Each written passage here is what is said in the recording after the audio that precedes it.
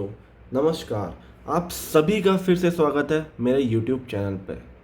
जैसे कि दोस्तों हम IBAC-IO का प्रीवियस ईयर्स का क्वेश्चन पेपर कर रहे थे, उसमें हम एप्टीट्यूड के क्वेश्चन सॉल्व कर रहे थे। तो दोस्तों कल ही हमने 28 फेब का शिफ्ट 1 का पेपर किया, तो आज 28 फेब का शिफ्ट 2 का पेपर हम इजी सॉल्यूशंस के साथ करेंगे। ठीक है दोस्तों, तो प्लीज़ आप मेरे चैनल को लाइक कीजिए, सब्सक्राइब कीजिए और शेयर कीजिए और बेल आइकन भी ज़रूर दबाइए ताकि आपको लेटेस्ट नोटिफिकेशन आते रहें। और साथ में कुछ भी डाउट हो सेशन से रिलेटेड तो प्लीज़ कमेंट सेक्शन में मैसेज भी कीजिए, मैं आपका सभी क्वेश्चंस का आंसर्स वहीं पे दे दूँगा। तो चलिए दोस्तों, आज का लेक्चर शुरू करते हैं। A deposit eight an amount at 5% पर सिंपल इंटरेस्ट दिया हुआ है 5%. His brother B deposits an amount Y at 10%. ठीक है। After 1 year, the interest received by B is twice the interest received by A. देखो, सबसे पहली बात, 1 ईयर में SI और CI ऑलमोस्ट इक्वल होते हैं। SI CI इक्वल होते हैं व्हेन रेट और प्रिंसिपल सेम हो। ठीक है, ये आपको हमेशा याद रखना है, ये जिस्ट है इस क्वेश्चन का। तो देखो, अब यहाँ पे सबसे पहली बात, A deposits an amount X at 5% per annum. His brother B deposits an amount Y at 10% per annum. ठीक है, तो X 5% से डिपॉजिट किया तो यहाँ पे कुछ बना, यहाँ पे बना, और Y 10% डिपॉजिट बना। ठीक है, यहाँ पे बना। ठीक है, वैसे इतना कुछ करने की ज़रूरत नहीं था, मैं आपको फिर भी करके बता दे रहा हूँ ताकि आपको थोड़ा समझ में आ जाए।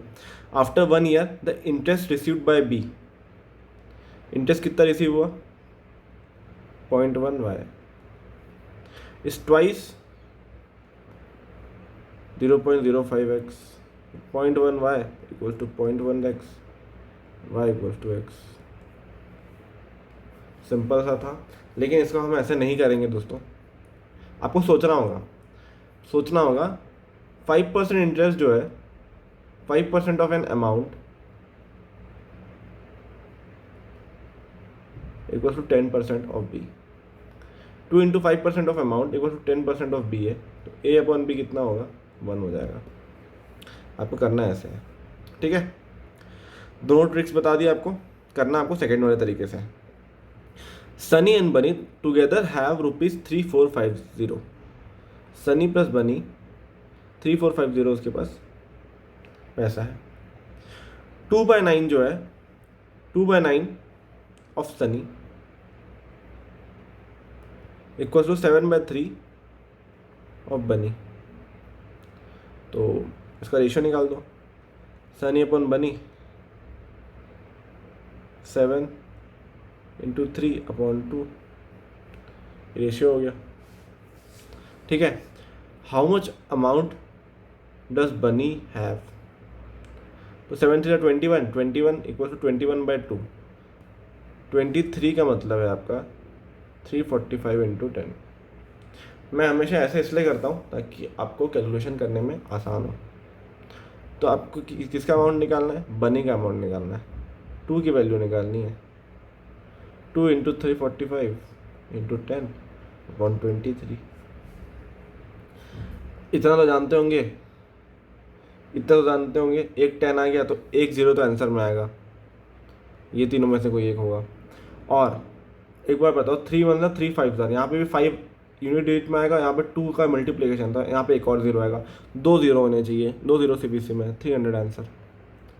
देखिए दोस्तों, क्वेश्चन हमें ऐसे सॉल्व करना है, ना कि वहाँ पे सॉल्व करने बैठ जाना है, तब जाके हमारा स्टिपुलेटेड टाइम में क्वेश्चन कंप्लीट होगा। Average of 8 students is 15 years. 8 student का एवरेज 15 ईयर्स है, मतलब टोटल कितना होगा 15 8 120। If two more students of age 20 and 10 years join, what will be the new average? Remain same. It will remain same. 15 था plus 20 minus 15 plus 10 होगा, plus 20 plus 10, ये होगा। ये +5 का कॉन्ट्रीब्यूशन करेगा, एवरेज से +5 ज़्यादा है, ये एवरेज से -5 कम है, दोनों कैंसिल होके सेम बना देंगे। इजी, बहुत आसान question.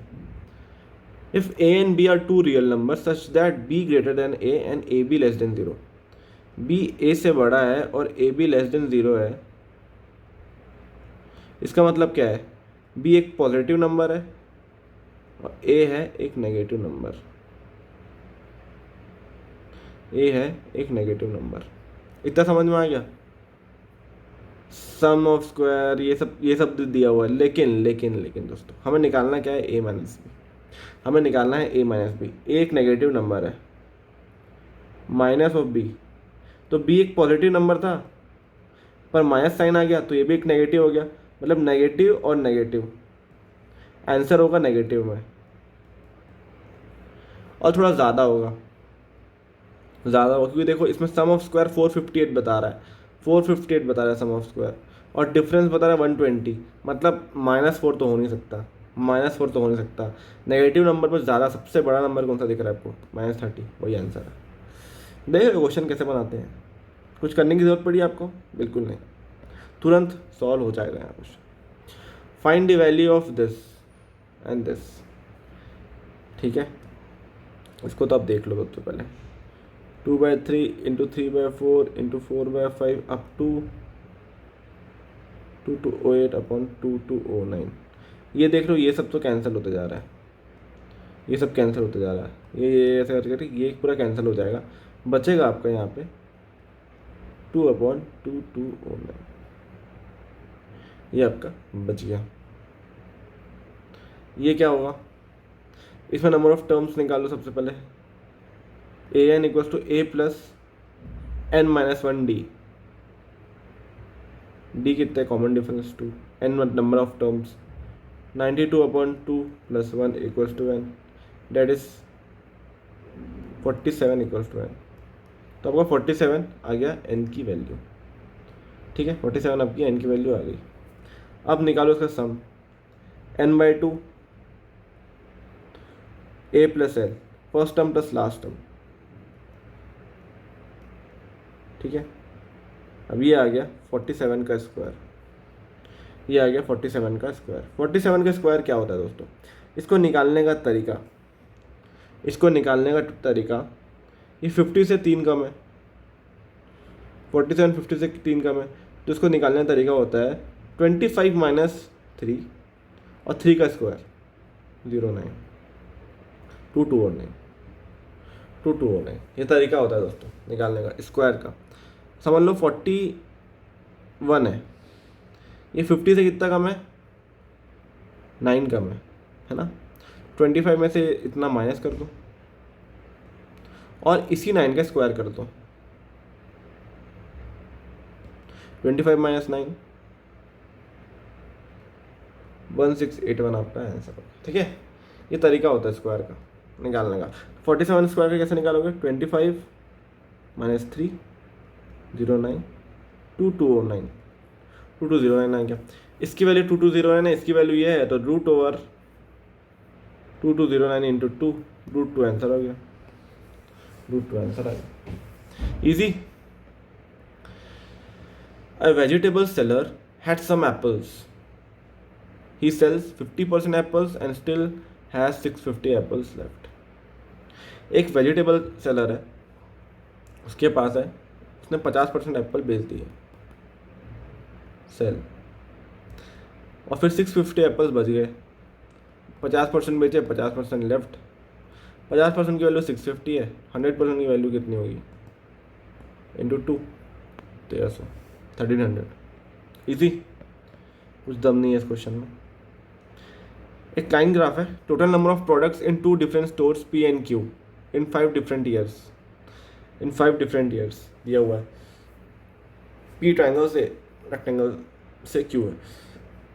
Difference between total number of products in store Q in year 210 and 211 and total number of products in store P in निकाल लो इसको 2008 और 2012 का सम पी का 2008 और 2012 का सम 55 2010 और 2011 का क्यू का 2010 और 2011 का क्यू का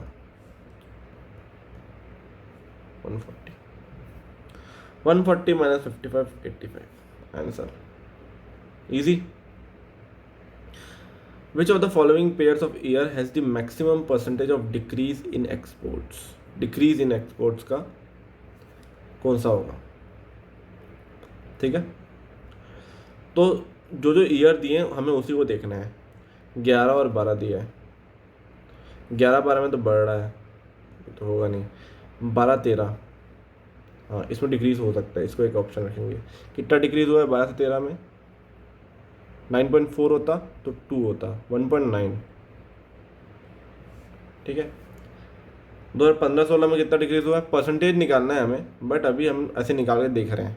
1.9 अपॉन 11.4. 2015-16 देखो कितना डिक्रीज हुआ है 6.8 5.8 माइनस 2.6 हो गया.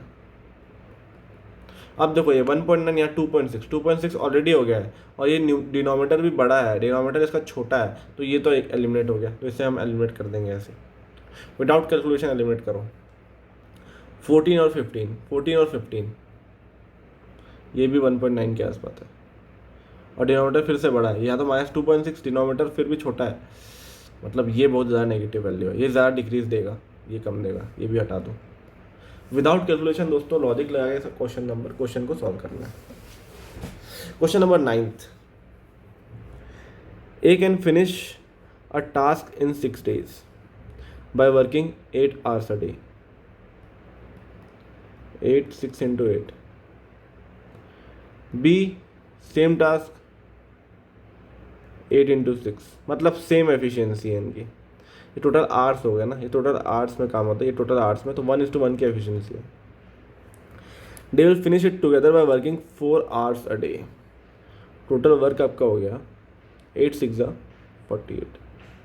ये आपको टोटल वर्क हो गया. एफिशिएंसी दोनों की प्लस हो जाएगी 2 into 4 hours जा रहे हैं इंटू n, ये निकालना है आपको. 2 एफिशिएंसी हो गई क्योंकि 1 + 1 दोनों एक साथ काम कर रहे हैं, और 4 घंटे ही सिर्फ काम कर रहे हैं, और n नंबर ऑफ डेज हो गया. टोटल काम आपका 8 into 6 48 था. निकाल दो. 6 = n आ जाएगा 6. इजी. तो क्वेश्चन नंबर 10 देखते हैं. क्वेश्चन नंबर 10 थोड़ा सा अच्छा क्वेश्चन दिख रहा है मुझे, ठीक है. क्वेश्चन 10 में थोड़ा दम दिख रहा है.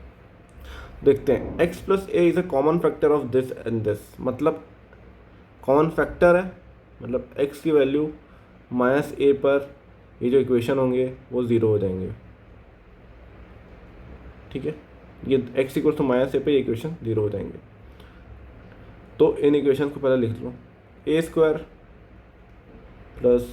2 + √2a + 2√2 = 0. ये पहला इक्वेशन हो गया. दूसरा इक्वेशन a² + 2√2a + 2 = 0. ये हो गया दूसरा इक्वेशन. अब दोनों इक्वेशन को माइनस कर दो या इक्वेट कर दो. a² + 2√2 + √2a + 2√2 = a² + 2√2a + 2. दोनों को इक्वेट कर दी. a² cancel. ठीक है, अब ये क्या हो गया, a को इधर ले आओ, 2a - √2a = 2 - 2√2. अब यहाँ पे √2 कॉमन निकाल दो, √2a कॉमन निकाल दो. √2 आ गया -1 = यहाँ पे 2 कॉमन निकाल दो, 1 - √2. काट दो इसको, -1 आया, -1 बचा, -1 बचा, ए इक्वल्स टू -√2 आ गया, ए इक्वल्स टू -√2 आ गया। ठीक है, ए की वैल्यू आपने निकाल दिया।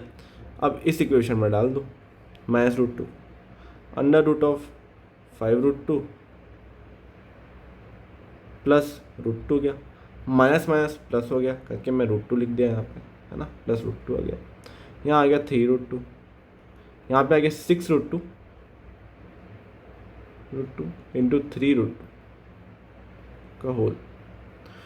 6 का हम लिख सकते हैं 3 इंटू 3 साथ में लिख दो, इंटू 2 इंटू √2 इंटू √2 साथ में। तो ये 2 कॉमन निकल गया बाहर, इन 3 का एक कॉमन निकल गया बाहर। अब आ गया आपका है ना 6, आंसर आ गया 6। ये क्वेश्चन थोड़ा सा कैलकुलेटिव था, थोड़ा दिमाग लगाना था इसमें, थोड़ा सा दिमाग लगाना था। x इक्वल्स टू -1 आपको पुट करना ज़रूरी था। तो इस क्वेश्चन को आप स्किप कर सकते हो अगर आप चाहो तो, टाइम आपका ज़ाया नहीं होगा फिर। Rama did a survey where she asked all the people in her department to name their favourite pet. ठीक है, रिजल्ट दिया हुआ है 48 पीपल बोलते हैं कि उनका फेवरेट पेट जो था वो रैबिट था। 48,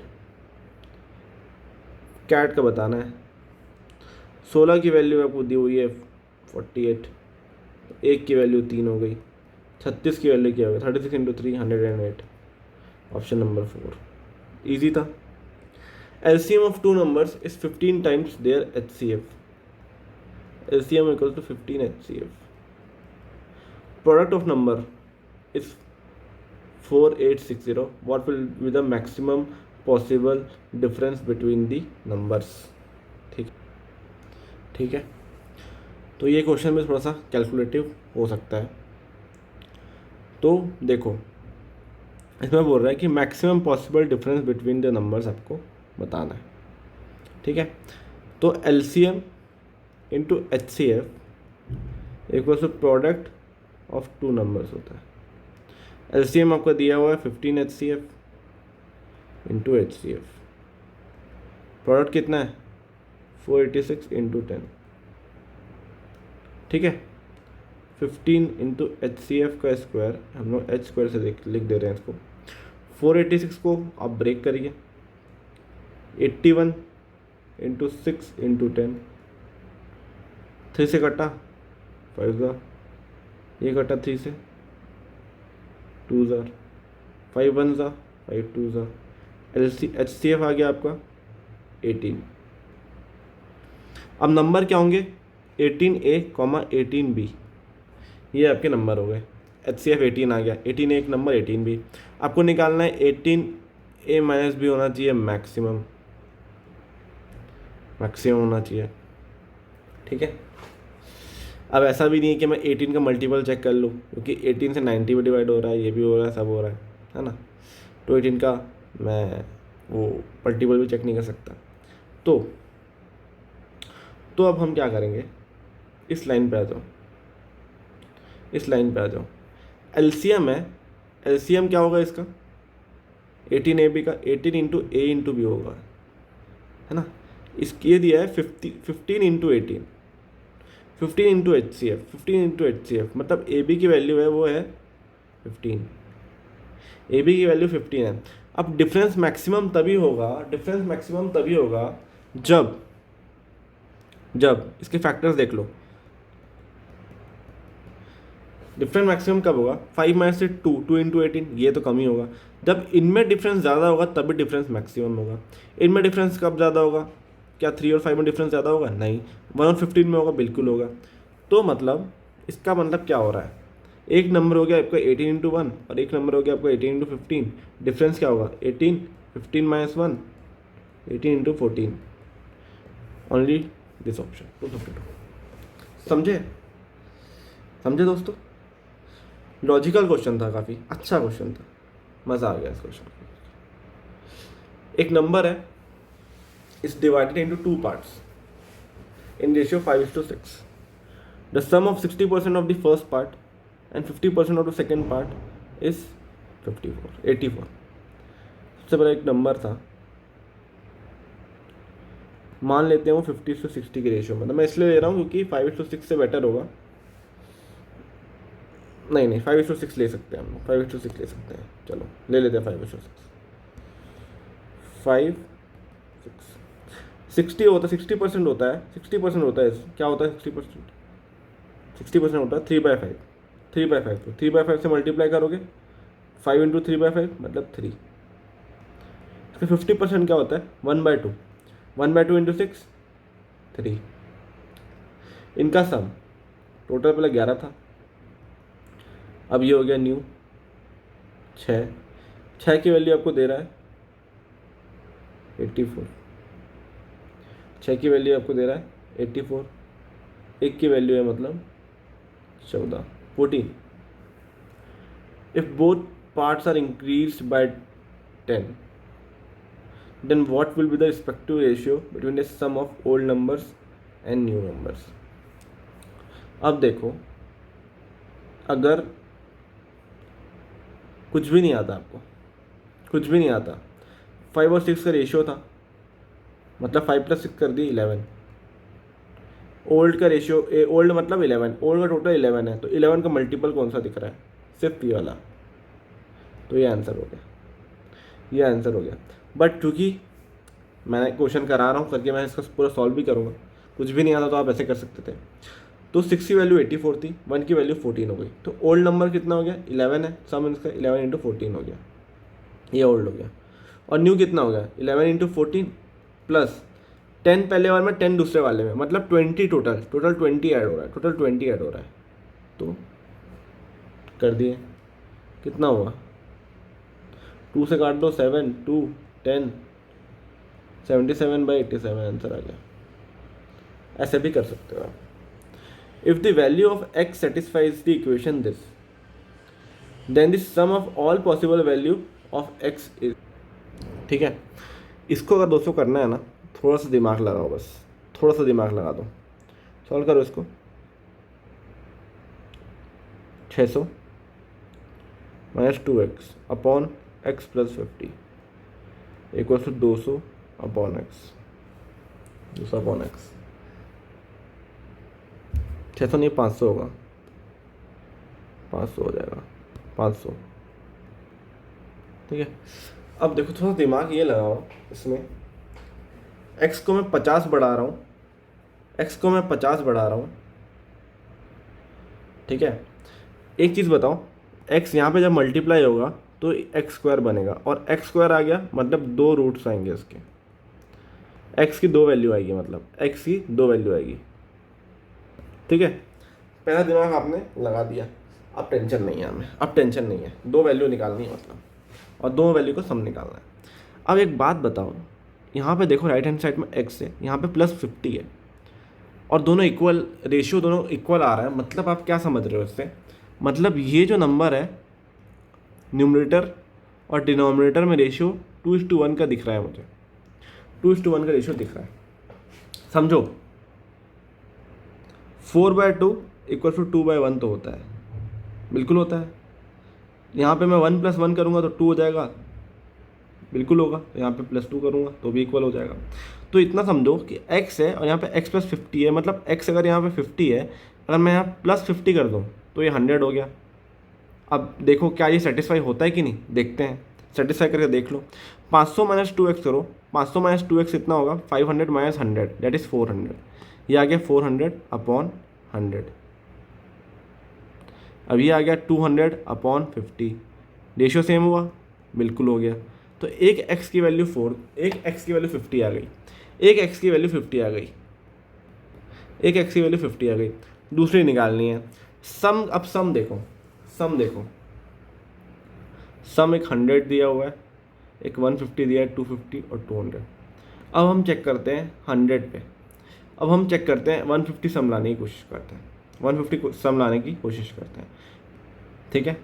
परफेक्ट स्क्वायर तो मुझे दिख नहीं रहा है, तो मैं 50 को एलिमिनेट, अभी फ़िलहाल 50 को मान के नहीं चल रहा हूँ, क्योंकि मुझे अंदाज़ा नहीं लग रहा है कि ये परफेक्ट स्क्वायर है।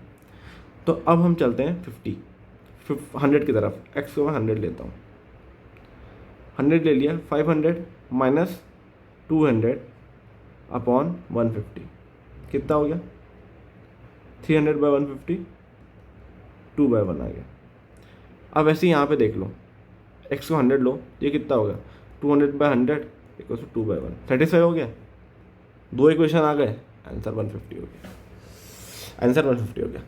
अब आप रूट सॉल्व करने जाते हैं, थोड़ा सा कॉम्प्लिकेट होता है क्योंकि ये क्वेश्चन बड़ा है, थोड़ा सा दिमाग को खोलना होगा आपको, थोड़ा सा बस दिमाग खोल दोगे तो आपका क्वेश्चन बहुत आसानी से सॉल्व हो जाएगा। रिमाइंडर थ्योरम मैंने आपको कल ही बताया था आपको रिमाइंडर थ्योरम। अब देखो ये क्वेश्चन बढ़िया प्यारा सा क्वेश्चन है। अब देखो 9 से डिवाइड करते हैं तो रिमाइंडर ए आता है, तो सबसे पहले 9 का डिविजिबिलिटी टेस्ट कर दो।